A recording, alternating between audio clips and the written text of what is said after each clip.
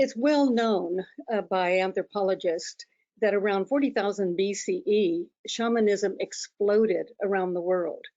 This means that our ancestors had discovered techniques to experience the invisible spiritual dimension of reality. What we did not know until the 20th century, and I was not aware of until I was doing my research for Merchants of Light, is that there were very creative, heart-centered cultures that developed out of these spiritual experiences of our ancestors. And they came to be known as shaman, mystic, and in some cases, scientist cultures. Actually, not many people knew about that at all. And in some cases, no one knew until the 20th century how many cultures there were and how consistent they were. But they were repressed, and we didn't know that they existed until the 20th century. These cultures observed the laws of nature, both invisible and visible. Nothing was more important than understanding these laws and living in harmony with them. Mainline cultures, that is, our cultures, have lost this knowledge, and we no longer live in harmony with the laws of nature, and we can certainly see what the consequences of this are when we look around at a dying earth. But the indigenous people of the earth have maintained this ancient relationship with nature to this day. So we can say that our ancestors discovered these ways of living with nature, the laws of nature, and the indigenous people are those who have maintained them. Let's just look at a map here of where the indigenous people on the planet live. All of the colored sections are where the indigenous people are. And if you look at Europe and Central Asia, you can see that there's almost no indigenous people. And we have in the United States only 1.6 of the indigenous people of the world. There are 400 to 500 million indigenous people on the planet. You can contrast that with the population of the United States is 340 million. So there are only 400 to 500. It looks as though there are more when you look at the map. And there are 5,000 different cultures, 90 countries. They form only 5% though of the global population. But this is so important. They sustain 80% of the Earth's biodiversity. In other words, that 80% is the life of the planet. Just a moment to talk about the doctrine of discovery. I did not know about this doctrine until I did the research for Merchants, and I've never met anyone, I believe, who knew about it. But this is what it is. The European Christian monarchs who supported the discovery and invasion and colonization of the Americas were supported in their genocide by what is called the doctrine of discovery or domination. And this doctrine was issued from the Vatican. There were several papal bulls from the Vatican beginning in 1493. The invaders were to take all the land, they were told, and possessions of the vanquished people. These people should be destroyed if they refused to join the superior race, quote, of the Christian conquerors. Supreme Court decisions still uphold this doctrine in this century, that all rights to the land belong to the United States. The original people only have the right of occupancy. And I had such a terrible time thinking about what was happening to the Native Americans when they were denied rights to their land and the pipelines went through and so on. And of course, this has happened consistently. And then when I read this doctrine, I realized that legally it isn't their land. I started out with, what's a worldview got to do with it? Well, it really has everything. The indigenous worldview, as I've already said, was our ancestors' worldview. Outer laws of nature and the inner laws of the human being are the same. Now that says a great deal to us about our own inner development. And how does that affect the outer development? Again, the indigenous worldview is the same as our ancestors, knowing the laws and living in harmony with them. They knew that that was necessary. They knew that the laws of nature and the organizing principles within the human psyche form the blueprint for our development and evolution. They knew there's a visible and invisible dimension of reality. We denied that. The visible dimension is matter, the invisible dimension is spirit. Matter and spirit are one. They knew from thousands of years ago that spirit, when it manifests in the physical world, it manifests as matter. They understood they are one. We, of course, have almost destroyed ourselves because we did not know that. The spirit dimension, what science today would call quantum field, is the source of our consciousness. It is consciousness. They understood and understand very well that consciousness is primary. It is consciousness that comes first. That creates matter. We are only now learning that through quantum physics. Everything is interrelated, interconnected, and this is what is incredible. Everything is in communication with every other aspect of itself, or at least it can be. And again, quantum physics knows that now. Our ancestors and indigenous peoples know that when we hurt nature, we hurt ourselves, because nature is our body. So the results of such a view, of course, are clear. We develop a relationship and respect and love for all life because we are part of it. We protect it. We know how to sustain it. We know how to relate and communicate. That is, if we have this worldview. Shamans very often, in altered states of consciousness, communicate with the trees, and the trees communicate with them and with other forms of life. Many of the indigenous people say that the white man does not know anything about their spiritual tradition. They learn it from the spirits. The spirits teach them what they need to know. Many of them don't read books, but they know what quantum physicists know. And of course, then we have co-creation rather than domination and control.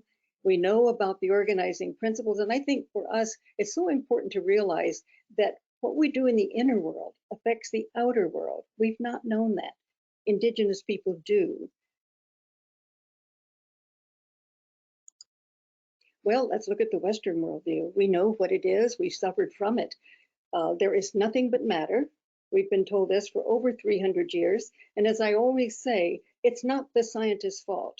Before 1600, well, at 1600 really, scientists really began in earnest to discover the outer world, investigate and explore, as well as the inner world. But the Roman Church put a stop to that in about 20 years.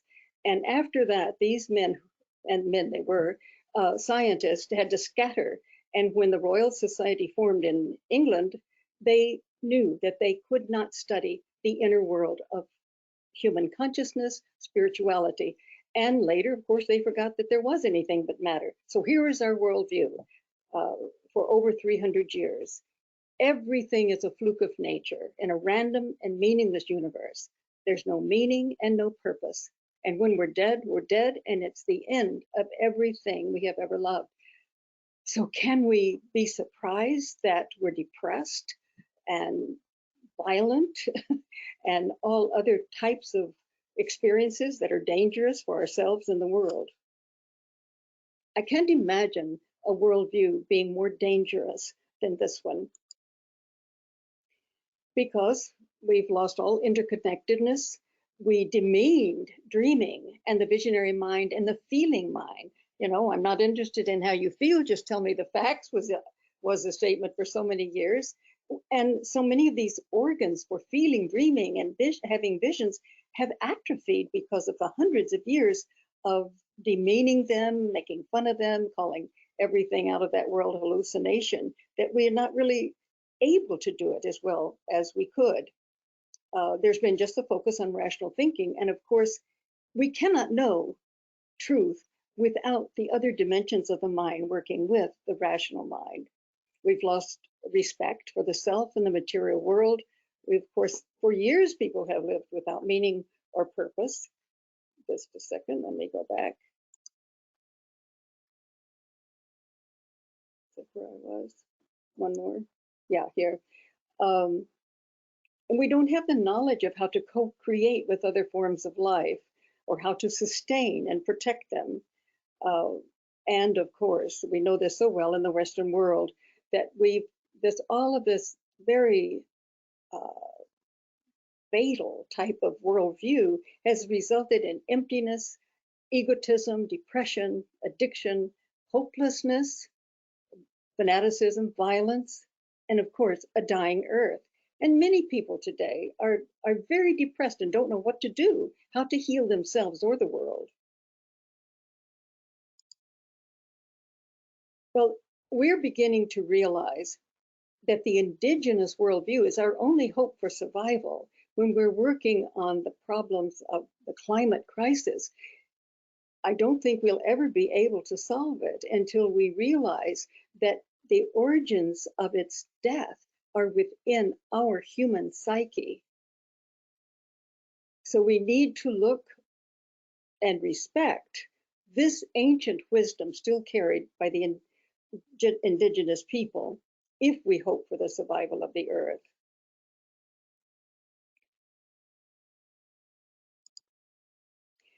Now, the Holy Grail, I've called it the corrective spiritual myth of our time. Again, it actually emerged in European consciousness in around 1300. It absolutely set Europe on fire. For 700 years, these ancient secrets or knowledge of the earth and ourselves had been repressed, and it re-emerged after 700 years of repression, and it expressed itself in, where am I, just a second? It expressed itself in this particular myth, and there are many, many stories, and you can see that each story is an attempt to help us to know how to heal, to break out of the depression and the rigidness that we had been imprisoned in. The myth really reflects the soul's awareness that the king in this myth and the land are one. He looks out at the land and he sees that it's a wasteland. And throughout the myth, he becomes aware that he and the land are one. This is a huge realization that what happens within his soul will be reflected in the land because we are one. Nature is our body. The inner world of soul is clearly reflected. And you know, when we think about that today and look out at the world and we know what is happening, it really is a call of the soul for us to take the inner journey. And someone might say, well, I don't know how to take the inner journey. But what it is simply turning our vision inward to our own soul, and the sorrows or the longings, just follow those. And the psyche itself will lead us step by step in how to heal itself. I was thinking one night, I was up about 3 hours at night, just lying in bed thinking about this particular thing. And how do we know? How can we know that we can be of any help in healing the world? What can we do? Sometimes we feel so helpless and we don't know what to do. And I went into the kitchen to make some coffee, and I looked at the place where I have some books on cookbooks, and there was something kind of sticking out of it. And so I pulled it out, and when I read it, and I read this sentence, I thought, oh, that's why you wanted me to pick this up and read it. Changes at the level of the individual soul can generate the collective energy needed to change the condition of the world. And it was from the Orange County Jung Society advertising a talk by Michael Meade. I don't know him, didn't know him, but I think this is his thinking. But this is an absolutely beautiful and very, very important thing for us to know. We are not helpless. We have tremendous power to co-create with nature, to heal our own inner nature and outer nature. And this is so beautiful because the soul has the power of universal consciousness. And if we work together, even if we think we don't know what we're doing, but we have the intention to heal, then we are helping to generate the collective energy needed to heal the earth, to change the condition of the world. Here again is the map, but I want you to look at Africa. The blue arrow there is pointing at where a group of people live, the Sand Bushmen, that I want to talk just a little bit about. That's a part of Namibia and Botswana. They used to be in all of the Kalahari Desert, but now they're reduced to very few people. They really are a dying culture. And the Western world looked at these Bushmen as just nobody, nothing. They even made fun of them. But they probably are the most ancient people on the planet. And they say, and I think that there's evidence to support what they say, is that they have been practicing rituals of a higher consciousness since 60,000 BCE. In other words, they are able to achieve Kundalini energy. Before there was the word Kundalini, they have quite another name for it, of course, but they have a ritual in which they dance and dance and dance, and they can finally shift consciousness into the cosmic dimensions of love and joy, light and consciousness and ecstasy. And this is something they practice to this day.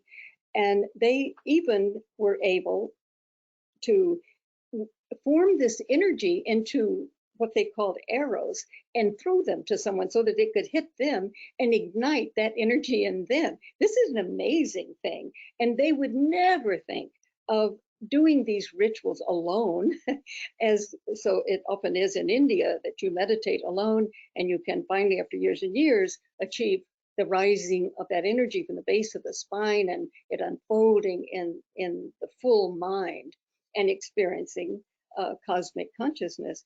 But they do it as a community. They dance together and they experience this consciousness together. When I read about them, I thought it was such a beautiful thing that they have a dance for everything. One of the dances is called the Little Hunger, and that is, of course, just for everything that we need on a daily basis to eat, water, and so on. And by the way, they don't live in one particular place and they have no possessions. They move around, and it's a very, very different way of life. But the other dance is called the Great Hunger, and that's the dance for meaning in life, for experiencing love and joy together. But they are a dying culture, as I said, a murdered culture. And I was horrified when several years ago I read that the South African government sold the last license to hunt the Sand people in 1936. And people who had settled there used their heads for trophies. They would kill them and then put their heads on a stick for a trophy. That's how little we thought of them. We thought they knew nothing and that we were the superior people. And all the while, these people were masters and still are, the ones who are, the shamans, Kundalini energy. We wouldn't know this because they most certainly, as many indigenous people, are not about to tell anthropologists who go in to study them who they are, what they are, or their spiritual experiences, because they know they wouldn't understand and they would make fun of them and dismiss them. But there was a person, Bradford Keeney, and later his wife. Bradford had a vision of just absolute love and joy, cosmic consciousness, and love just flowed through his heart all night and into the morning. And he just did not know what to do with it because our culture certainly didn't give him any way of understanding it. He went to MIT, and when he graduated, he became a professor in a university here. And then later, he was invited to South Africa to teach in a university. And 2 weeks before he was to leave, he had a dream. And that dream showed him a map. And he was told, when you get to South Africa, here is where you must go. And it was very, very clear exactly where he was to go. And when he went to South Africa and he was walking across the desert, he saw people running toward him. And it was the Sand Bushmen. And they said, oh, welcome, welcome. We have waited so long for you. Welcome home, actually, is what they said. Well, he has worked with them and his wife Hillary for over 20 years. and they release their spiritual knowledge to him. And it is a way of sand Bushmen as told by the tribal elders. It's very, very enlightening. And one of the major points I want to make is that the indigenous people know things that we never, ever could have imagined that they do know. Okay, the map again, the arrow there is way up in the Sierra Mountains, high, high in the mountains.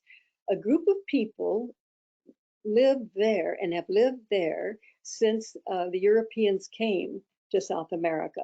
They had no contact with them, and the mountains were very, very hard for Europeans to get up there. But they began to see that younger brother, they call us, was damaging and destroying the earth. So they got in touch with Alan Herrera. There was a person who was part of their world and also who would go down into the world of Western culture. And so they did suggest that they get in touch with him. And so he wrote a book about them. Otherwise, we wouldn't know anything at all about them. But they realized that younger brother was doing so much damage to the earth that they felt they had to get in touch with us. What they do is that their shamans are trained for 9 years intensively. And then for some, there is a continuation of 9 more years. The ones who've done the double training live high up in the Sierras where no one goes except the shamans who are trained for 9 years. And they read no books, they have no books, and they say, we learn from Aluna. And what Alan Herrera realized is that they knew things that, again, our quantum physicists are just discovering.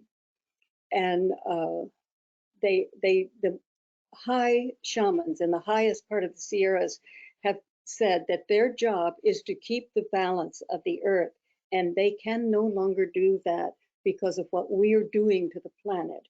They want us to try to understand what happens when we ignore and disrupt the intelligent laws and the balance of nature. And these quotations that I have coming next, they so touched my heart when I read them, because they say to younger brother, thought is the scaffolding of matter, and without thought, nothing could exist. Now, they know that consciousness creates the universe. Consciousness is primary. So when matter is gone, consciousness is still there. But they are saying the way we're thinking is destroying the world.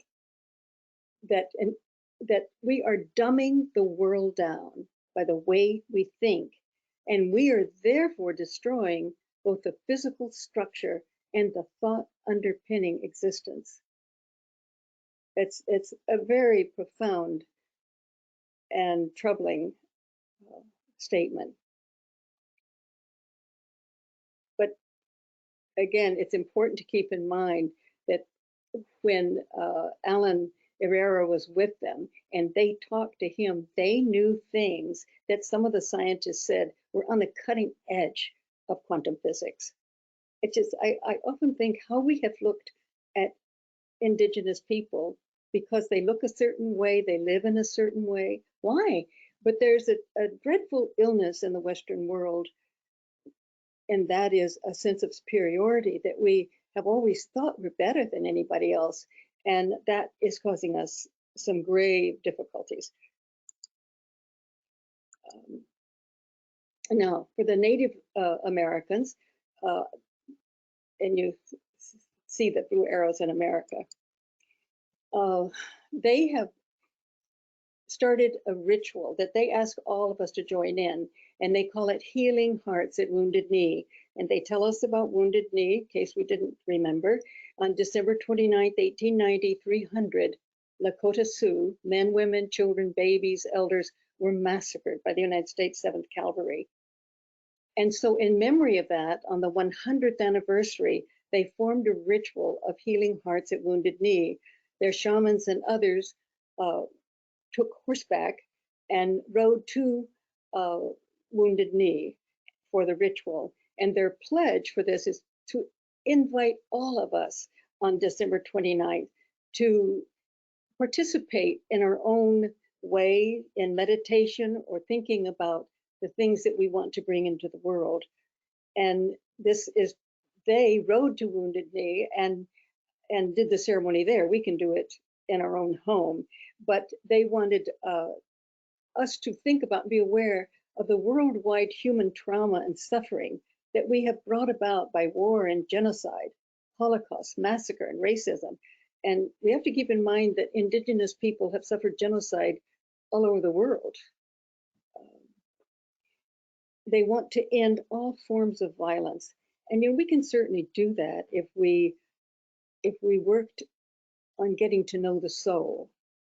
We don't need to have a world of violence. Maria Gimbutas, who worked on old Europe, studied a civilization which lived in old Europe and prehistory, in which there was no war. There was absolutely no signs of war for thousands of years. They say we all have wounded knees and we all have wounded hearts. We're all in this together, and there can be no healing until we address the rage, the grief, and the deep suffering in our collective psyche and soul. And that, of course, is another call to tend to the soul. Now, the last is the arrow that is in the rainforest. And because of Janet, I tried to learn a little bit about the Yanomami and the very important things that all life within the rainforest is being critically threatened. I heard on KPFK one morning that Davi Kopanawa, a Yanomami shaman, along with 4 other people, all of whom are working to heal the earth, but he received the 2019 winner of the Alternative Nobel Prize, which I think Greta Thunberg was also won, trying to really focus on healing the trauma of the earth. He learned Portuguese. He's in the Brazilian part of the rainforest, and Portuguese is their language. So he learned that language so that he could travel to the world to communicate what's happening in the Amazon. He said he wants the world to know what people in the Amazon are experiencing, that they're being murdered and their lands are being destroyed by the Western world. So interesting, I saw him on video. He said, we don't want money. We do not want your money. We really don't want the things you have. What we want you to do is know that we have a right to this land, and tell other white people, as the language he used, that we are here. We know how to protect the land. We know how to keep it alive, and that we have a right to this land. We have been taking care of it for thousands and thousands of years.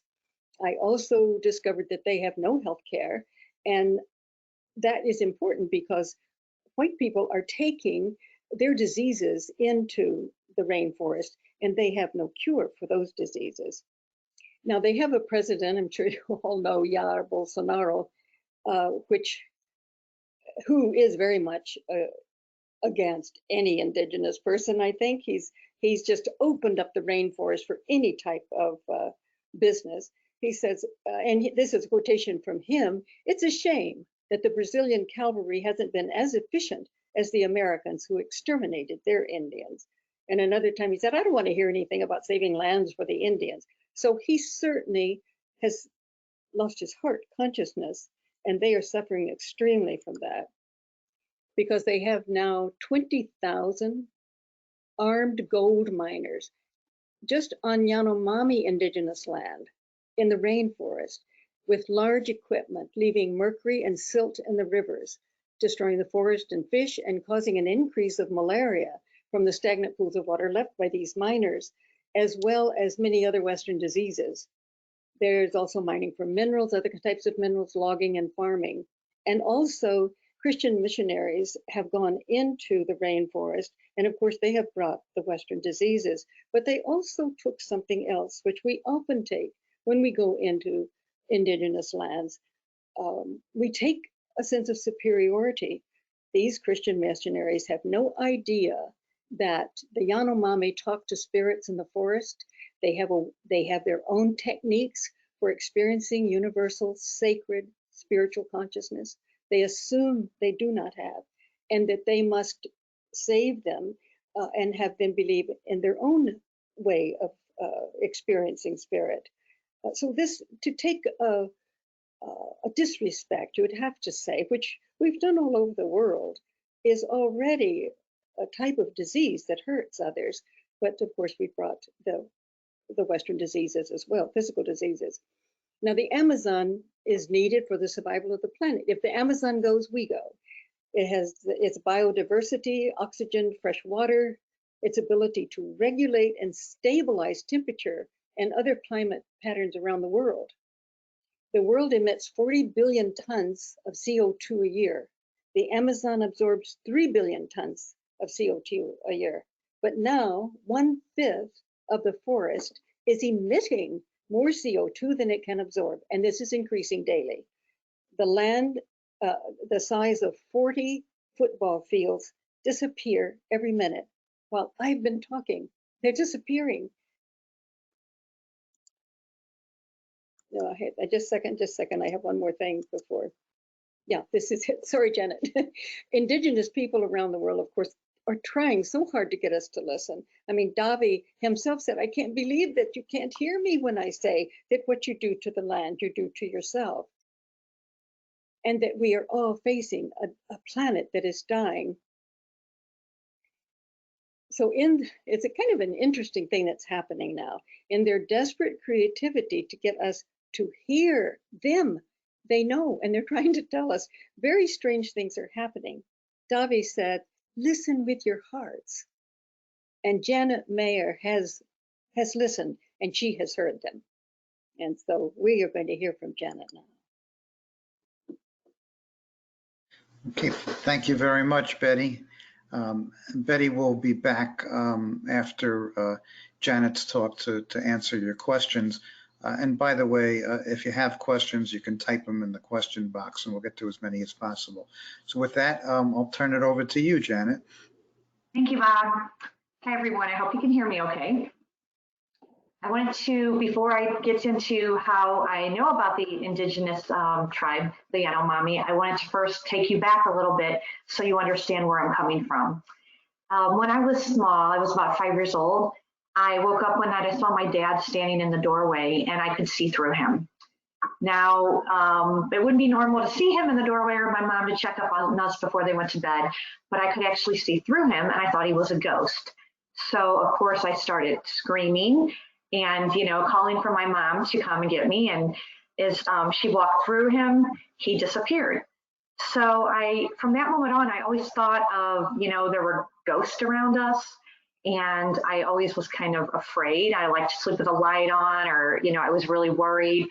And it kind of, I think, set my path right then. It let me know that there was something more going on than, you know, what anybody talked about, what anybody explained to us was as children. We didn't know about that we could see through people, that, you know, I knew nothing about that. And as I got older, I had more experiences here and there, but it wasn't until like my late teens, early 20s that I started seeing these visions that were really scary. I started seeing people passing. I saw accidents. I saw really, I don't want to say gory, but it was some gory things that would just pop in my vision. All of a sudden, I would just be going about my day, and the next minute I would have this vision and it would kind of stop me in my tracks and kind of freeze me. And I didn't know how to stop it. You know, there weren't any books. I was afraid to go to a doctor and say, hey, listen, this is happening. I was afraid they were going to try to put me on some medication. And I didn't want medication. I didn't think it had to do with anything like that. I felt like it was some kind of spiritual connection, but I didn't know how to stop that. So I felt like the best thing I could do is, you know, I heard about somebody doing regression work. So I went to a lady who did regression, and it didn't seem like it was really for me. So I really didn't know where to go next until my sister told me about a friend of hers who did this holotropic breathwork. Now, I'd never heard of a holotropic breathwork. You know, holotropic breathwork is by Stanislav and Christina Groff, and it's a series of breathing and music that is supposed to access your subconscious, your superconscious, let you find out what you need to know, what's going on in your life. And I thought, okay, that sounds interesting. I'm going to try that. I mean, I just had so many horrible experiences. I was ready to do anything. I'm like, I'll try anything. And that's found it really kind of crazy, but just interesting enough that maybe this would do something. So my sister and I went to the first holotropic breathwork. We signed up and we get there and you take your blanket and you lay it out, and there's a morning session and there's an afternoon session. And my sister took the morning session, and I was supposed to be like her sitter, and you sit there and you kind of watch them or do whatever. I don't know what you were supposed to do, but I was there for her if she needed me for anything. And I sat there and the music started and the breathing started, and she was in her, zone. And I was just looking around and I was seeing people, kind of rolling over or, making noises and, some kind of curled up in a ball. And to be honest, I was kind of like, well, that's kind of weird. People are, they're probably faking it. I was kind of a little skeptical. I have to say I was really skeptical, but I thought, whatever, that's fine, whatever. So, the morning session's over, they have a break, you draw on a mandala, and you're supposed to, write your experience in this mandala that you're drawing. And after that, it was the afternoon session, and it was my turn. And, I had my blanket laid out and I lay down and I go in, I hear the music and the breathing, and I'm laying there, and suddenly I start feeling like I'm in a cocoon, and I feel this energy of light and this energy of kind of a white and yellow energy of light circling around me. And it was really interesting because I kind of felt like I was lifted up a little bit and raised, and I just felt really, really comfortable. And I could hear people around me. I know there was a woman screaming, and it was like it didn't penetrate anything. I just laid there and listened, and I didn't move. And when I came out of it, my sister said, "Were you sleeping?" And I was like, "No." I'm like, "That was awesome. I don't know what just happened, but it was so awesome." I'm like, "We need to do this again. We need to do this again." And when I went in to draw my mandala, it was just like rays of light and yellows and oranges and whites. And it was so pretty and so relaxing. And I thought, something happened. I don't know what it was, but something just happened. And it was the coolest thing. And so we talked about it, and we both decided we had a really cool experience that we wanted to go back the following month. So we signed up again, and the following month we go, and my sister is first, of course, and we did it the same way where I wanted her to go first, and then we had the break, and then it was my turn. And, at the break time, you kind of, I get my blanket all ready, and, you can have like some tea or a couple little bites of something, and I just kind of did my thing while the morning people were doing their thing. And when it was time, I laid down on my blanket, and I was just laying there, and the music started, and the facilitator started doing the breathing exercise, and I smelled incense, and I was just so relaxed, and I could hear everything going on around me. And all of a sudden, I kind of heard this voice coming from the left side and getting closer and closer. And I heard it really close in my ear say, "Get up and go to the bathroom." And it was like I just spontaneously sat up and said, "I have to go to the bathroom." And my sister was looking at me, because you're not supposed to talk to anybody if they move around. You just kind of do whatever you need to help them. But I could tell she was looking at me like, "Are you 5? Did you not think about going to the bathroom beforehand?" But the problem is she didn't know somebody just spoke in my ear and told me to get up and go do that. So I walk across the hall, and I'm in there and I'm washing my hands, and I'm looking in the mirror thinking, somebody was talking to me. This is really crazy. Somebody was talking to me. And there was nobody next to me, in the breathwork group. So I knew it was coming from spirit right there. So I go back in, I lay down, and suddenly I start speaking another language. Narosarepela, Yanomaya, do asemakanola, esamon, Yat ero pasarietelo masiriatala, Darieselo masino norakapasariela, Lomia terapasaria corina, Masapelo, Toroku Yanamada, Takaloya the say. Sariamalo papasaria calamosa, Pasalamica, Saremelo Yasana, Atrepelemo, Manipa, Casarietelo. And it went on. And I spoke it for like an hour. And it just kept coming out. And while it was going on, I suddenly felt like I was to the side. And I could feel something coming up through my throat and out my tongue. And it just kept going. And I felt amazing. And I could see myself flying across the treetops, like the canopies. And they were beautiful green trees that I've never seen. And there was a beautiful sky. And I just kept speaking it and speaking it. And I thought, wow. And suddenly it was over. And it ended, and I opened my eyes, and there were about 5 or 6 people staring at me. And, you know, I had asked beforehand to my sister, don't watch me in case I did anything kind of weird. So that was really bizarre. So, you know, I didn't know what to do. You know, she helped me up right away, like, okay, I don't know what's going on, but, you know, let's go to the other room and have you draw your mandala. So I get into the other room. I sit down with this big piece of paper, and there's usually a circle on it, and you're supposed to draw within the mandala. And I just took green chalk, like the color of the trees, and I started making dashes all the way up and down, up and down, up and down across the whole paper. And I was like this when I got done. I was shaking so bad, I couldn't even hardly think. And we go back into the room where you're supposed to share, and I just looked at my sister. I'm like, we have to get out of here. I don't know what's going on. So we ended up leaving, and thank goodness she was driving. And we got home, and she dropped me off. And here I'm thinking, I'm going to tell my husband that this, you know, something came out of this. I'm not having these, you know, scary visions anymore. And instead, I'm going to have to tell him I'm speaking a language I don't know. Somebody's coming through me, through my voice, through my throat, and they're speaking a language.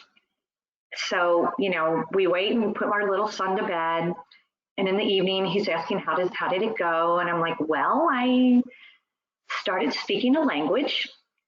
And he's like, okay. And I said, but I don't really know what I'm saying. I don't know what's going on. And he's like, okay. And that was kind of the end of it. Kind of gave me a hug, went to bed. The next morning, our day began. And it's halfway through the day, and he says, about that language, what were you talking about? And I said, well, you know, I said, I almost think I can speak it right now. And I closed my eyes. I said, I think I can speak it for a couple minutes. And I closed my eyes, and I just started speaking. Noropepela, nonomaka sariatala, dorome, ama, azoruka, yoneme ete patata polisepono, manesepele, ozara kariodo kapatsosia da pasanimia, edeseri kalona, sedite poso de malaikarino kasarikelo, onema, anemasepe, doroka yanahakaxora, sarimehana. And then it stopped. And when I opened my eyes, he said, you were just speaking that for 2 minutes. He said, I just happened to look, it was exact 2 minutes. And I'm like, wow, that's crazy. And we were really both excited, and we thought, well, you know, I'm going to tell my family. This is really cool. So, you know, I start telling my family, and I wanted to tell one of my really great friends. And when I did, she said, oh my gosh, Janet, you're lost. I'll pray for you. You're lost. You're lost. And I thought, oh my gosh, really? You know me. Why would you think that? And I realized now it was her fears. And I understand that. I totally understand that. But it was really difficult because, you know, I thought everyone would support it because it was so cool. I mean, look what's happening. I had spirit coming through me. I'm speaking languages I don't even know. How awesome is that? And then I tell my in-laws, which you would think would be a little scary. My mother-in-law, she really enjoyed listening to it.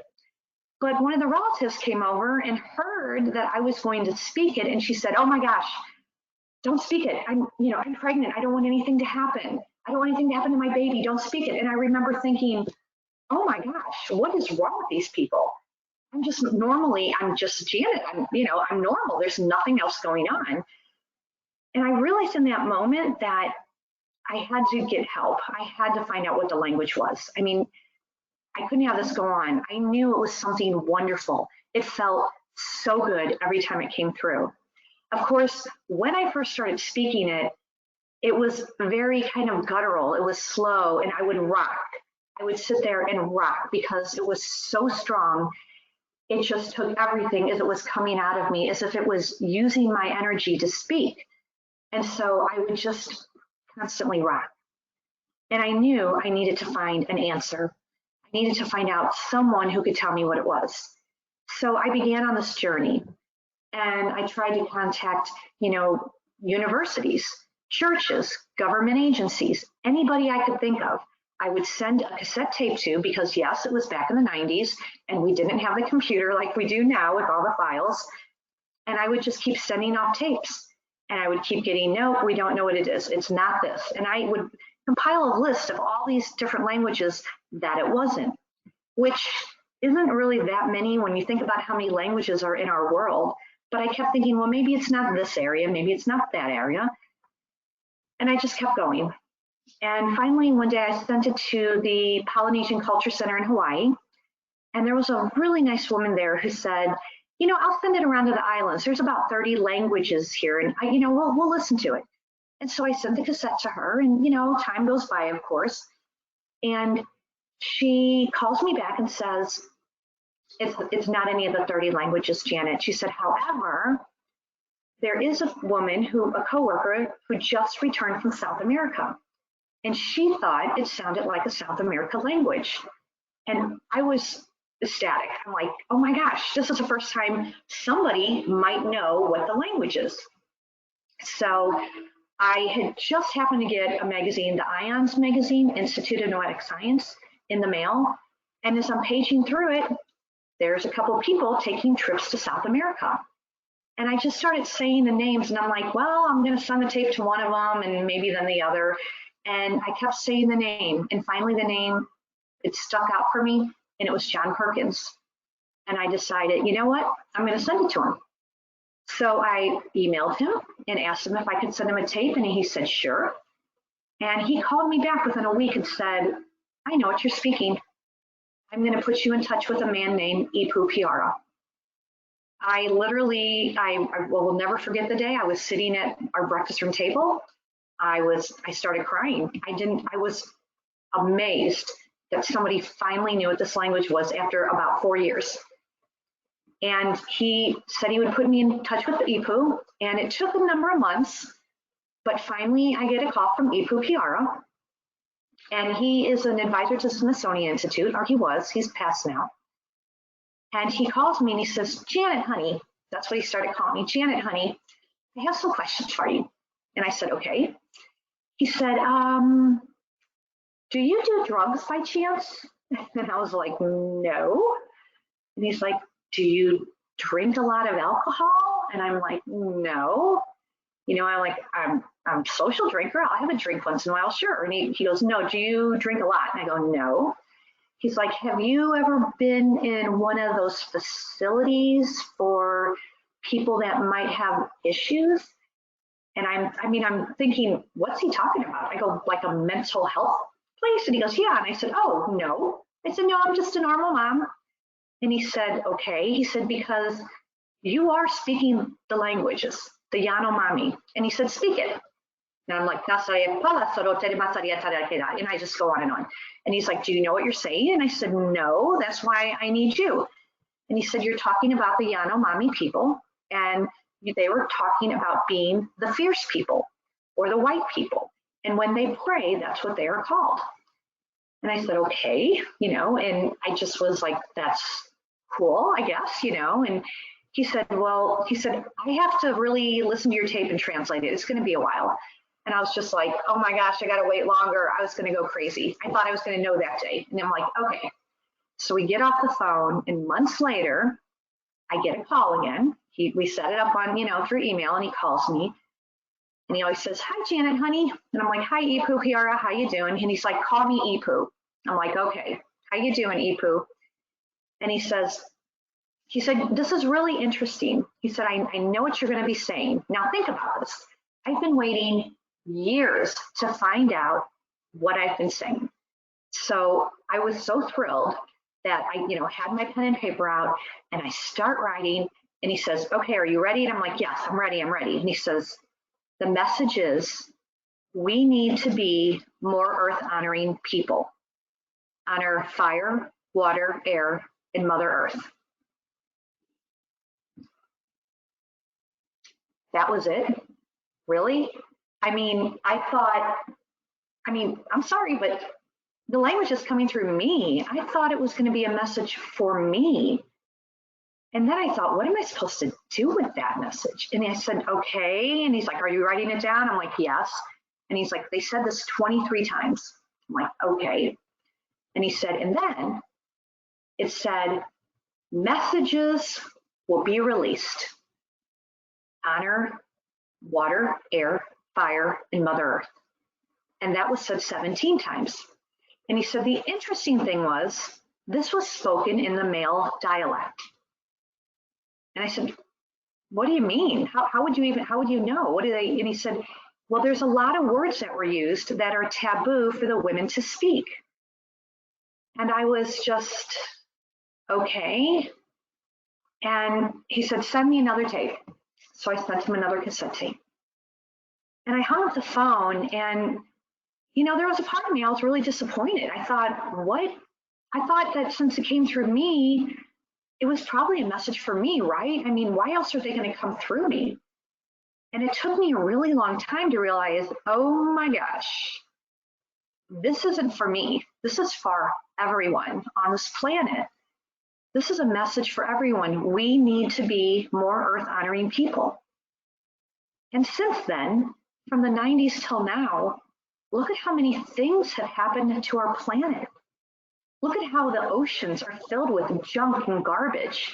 I was just recently in Portland, and I saw these 2 sculptures and thought, oh, wow, those are awesome. Let's go look at them. And we run over there, and there's a big plaque, and it's talking about how these sculptures are made out of the junk, out of the plastic pulled out of the ocean. I mean, look at the straws. Do we need those? Look at all the things every day that we use. And I mean, I'll be honest, I wasn't one of those earth honoring people, you know, types that I did stuff all the time. I mean, sure, I tried to be careful, like, you know, most people, you kind of do different things, but all of a sudden I'm like, oh my gosh, I have to do more. And I'm thinking also, you need to do more. We all need to do more. We need to be responsible. You know, we need to pay attention to what we do every day. I'm not saying you have to change everything in your life and in your world, but what I am saying is you need to start making changes. You know, I did. I had to. I mean, I'll be honest, I was using styrofoam plates when you had company or people over for a barbecue. I thought, why not? It's easy. You know, it's great. Let's do that. It's like, can't do that anymore. You know, there's so many things. It's like, is it really hard to wash a plate? Not really. You know, and I think that the message here is it's to tell us that they're still speaking through me. They still have a message, and they come through before major volcanoes. I'm not talking about a little one, but if there's a big one, if they come through. The first time it came through and I was shaking, I didn't know what was going on, and I kept hearing volcanoes, volcanoes, and I'm thinking, what is going on? And I realized the earth was changing. It was in New Zealand when one, you know, there was one erupted. And then I started having it when there were earthquakes. My bed would shake, or there would be other things that all of a sudden I'd wake up and I'd be like 5.8, and I'd be thinking 5.8. Why am I thinking 5.8? What's that mean? I'm like, it's an earthquake. And it would always keep going, and it still is going to this day, as if they're coming through me. Think about it. I have spirits out there that are working through me, speaking through me, telling all of us on the planet, we need to be more earth honoring people. How are you going to do that? You have to start on your own. I can't tell you everything you need to do. You have to figure that out on your own with what you want to do personally to help. And that is a huge message that I have to tell you that's very urgent, because they keep coming through. And they come through, and I keep waking up and I'm like, oh my gosh, now what? They're coming through, they're speaking. Narosere, narasaria polo sema, nanakalia tarapasono, isarakala, karabombesteria, nemeste, dorosariana, demia tarapasatokela, kariapolo masipelea torapasanemiala, azorietelo musikananyandata. They're telling us to pay attention, but they're also giving me another message for all of you, that we are all psychic. We all have that ability. Our souls know so much more than what we were taught. We all have an ability. Some are better than others. You know, some people end up being mediums, some aren't. But everyone's psychic, and everyone can continue to do that with their soul, to work on their soul progress. You can read books, you can meditate, take a hike, listen to music, dance, whatever brings you, you know, that energy and stirs it up and gets it going for you. And I think that's really an important message that you have to remember as well, that we have both of these messages are super important, okay? And that's basically my story. So I want to end up with something by saying, you know, that I have this little quote that I always read: not doing more than the average is what keeps the average down. And I always remember that because it always tells me to do more. Remind yourself to do more. And so I would just like to end with them saying a blessing to you, because I still feel it on my tongue. And I want you to listen to it and see if you actually feel something from it. You know, just pay attention and open up and see if anything comes to you as I'm speaking this. Nedo sarepala nana itaro donamasapele kian. Yasete toropayeno mahian. Mahianana fokasaya topepino sarepele no mahian. Esorietara mohoya. Darasia pele moya na kisirada. Dariaselo mokisinema. Barisopele kieno. Isantepelo darasaya nomienta que soria palame itaso. Paso pebene seria te comiano moso aso. Osa tene on asakan on the sodopira. Gariamoto pasepelodo. Misen potokayana sepe. So thank you very much. I basically would just like to say that if everyone just starts paying attention to what they're doing, whether it's, you know, in a spiritual vein so that they can go deeper within, or if it's on an everyday level where you're doing something day to day, that you may be able to change a little bit or tweak something to help our planet, that would be a really positive thing that I would love that would come out of this, you know, webinar, is if everyone can just start little and, you know, look around. What can you help with? What can you do? Whether it's for our planet and for your own soul, I think your growth, your own soul's growth, that would be a great way to end the webinar for me, besides saying thank you to Forever Family Foundation and to Betty, who I love. So, go ahead, Betty. Well, I think the more we know about our world, the more we're open to it. I was absolutely amazed to see that there had been these profound shaman mystic traditions that had continued, and the Deuteronomist in Judaism and the Roman Church in Christianity squelched them, destroyed them in every way they possibly could. And they also programmed us, our whole culture, in a way of believing in a doctrine rather than going inward and allowing the Spirit to reveal the sacred doctrine within us. And for me, it's helped me to have that history.